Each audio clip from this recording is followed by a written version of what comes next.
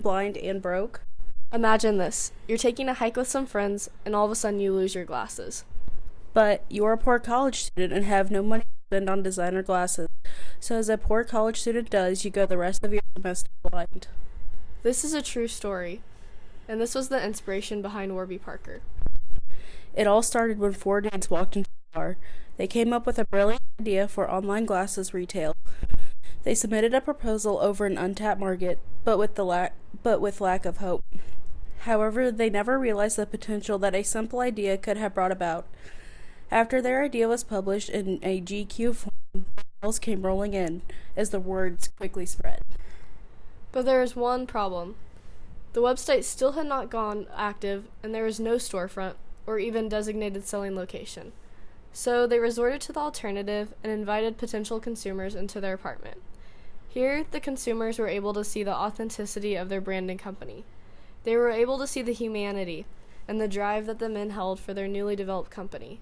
They were real and lively and had a strong zeal for their company. From there, sales quickly skyrocketed. In just 3 weeks, they had reached their annual goal. 3 weeks. The story behind the brand. All of the men loved to read. One of their favorite shared authors was Jack Kerouac. Their name, Warby Parker, was named after two characters from his book, Dharma Bums, which they happened to give to every employee. It took them 6 months to come up with a brand name because they wanted it to be very intentional, which aligns with their business practice as they seek to create relationships with their consumers. For example, when shopping, prepare to be given a book and restaurant recommendation from an employee, and even sit down with a cup of coffee and some conversation. Or when shopping online, they have technology to take a picture of your face and match the perfect frames for you. Even the founders seek to create relationships and strive to keep a transparent practice as they even have created rules to make the consumers feel more comfortable with their business aim. Additionally, they even show the process of how their glasses are made. Creating a new pair of glasses starts at the Warby Parker headquarters in New York City, where our in-house design team puts together mood boards for inspiration, sketches initial designs, and maps out product details for prototyping. Once a new style gets the go-ahead for production, the magic begins at the factory. And by magic, we mean a mix of traditional hand craftsmanship and cutting-edge technology. Product strategy. Warby Parker will send a box of 5 pairs of glasses to the consumer's choice so that they can decide which ones look best on them. This aligns with customers' needs for convenience. Brings us to positioning. Positioning is not what you do to a product. Positioning is what you do to the mind of the prospect. That is, you position the product in the mind of the prospect. Neil Blumenthal, CEO.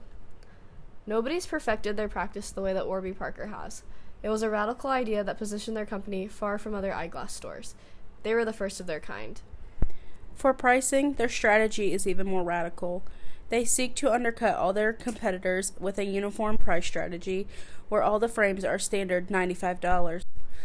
This helps the consumers be able to focus on glasses that complement their personality and physique rather than price.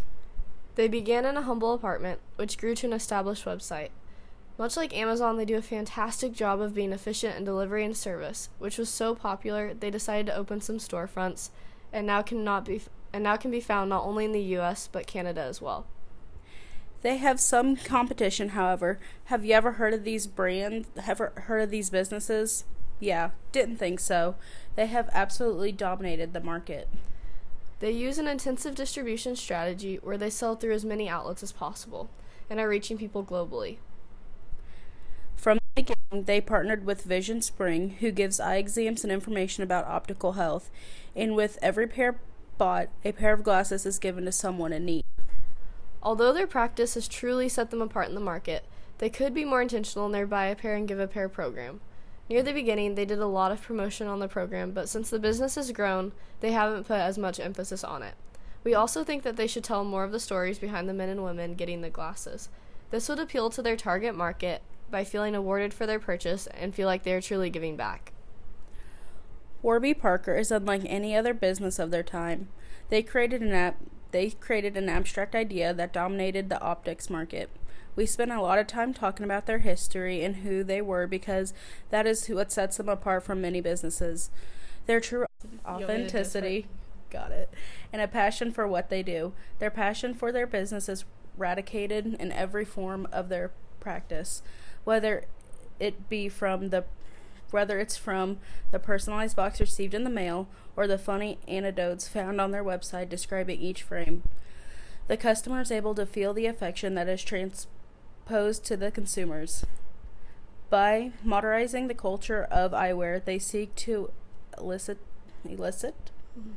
adventure and discovery within each frame sold.